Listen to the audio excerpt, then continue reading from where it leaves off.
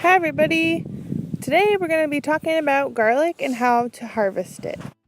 So this is my husband Mark. He's actually showing you how to pull the garlic out of the ground. He has picked it already to loosen the soil, and he's pulling them out and shaking the excess dirt off.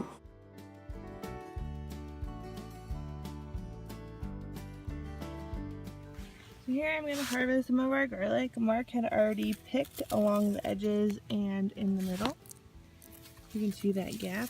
So all I do is I grab, it's almost like you're pulling weeds. Grab the bottom, wiggle it, pull, shake off the excess dirt. There's a bulb of garlic. So this is actually really cool. Mark found a bulb of garlic where the paper on the outside, that's what he calls it, is actually coming apart. So you can see the individual cloves of garlic inside the bulb.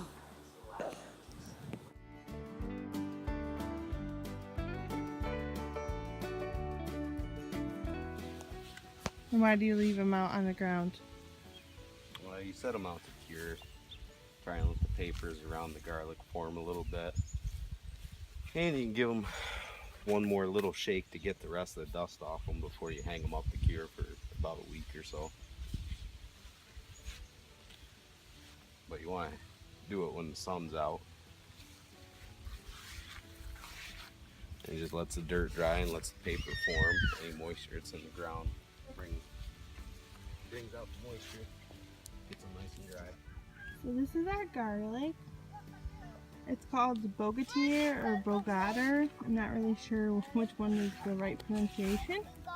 But we actually started out with about 8 to 10 bulbs that we ordered online. I'll put the link of that in the description. My husband knows exactly what that is. But you lay it out here, like Mark said, so that it can cure and the outer layer can dry onto the garlic, and you can hang it up and have it all year long.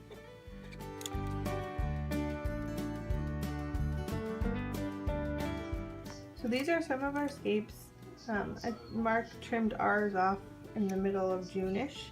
Depends on where you grow your garlic. Usually once they curl around like that, that's when you trim them. Now by doing this, you actually are helping your bulb of garlic form better, because this part, if you let this grow, this is the seed pod, and if you let it grow, it'll actually get really big and bulbous and almost like this one here, but way bigger.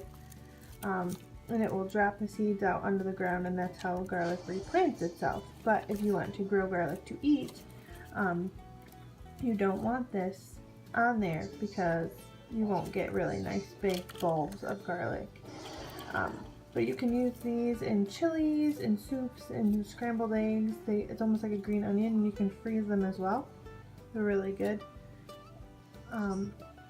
But in the next clip, Mark talks about that a little bit more, and you'll get to see a compare and contrast of the bulb with the scape versus the bulb without. Usually, your scapes will make a curly cue. You just trim them off anywhere in here, and you can cook them up with eggs or soups. I especially like them in chilies. A nice garlicky taste, but not too harsh. And that lets all your nutrients go to your garlic bulb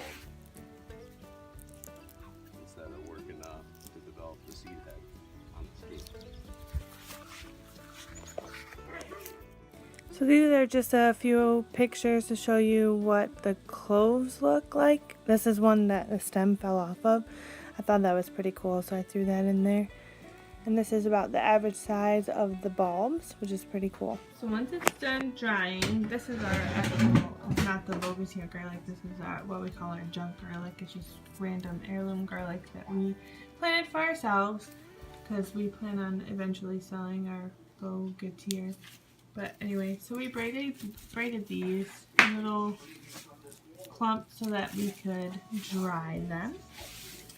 And this is what do they look like. We're not professionals, we're new at this, so whatever, it works. Anyway, they look nice, they smell delicious. So We'll let them hang in a cool, dry place for probably a week or two, and then we can start eating them.